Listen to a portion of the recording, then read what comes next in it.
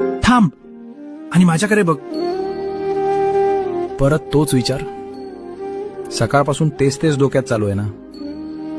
कसं झालं, तू असं का वागला, माझं पुढे काय होईल.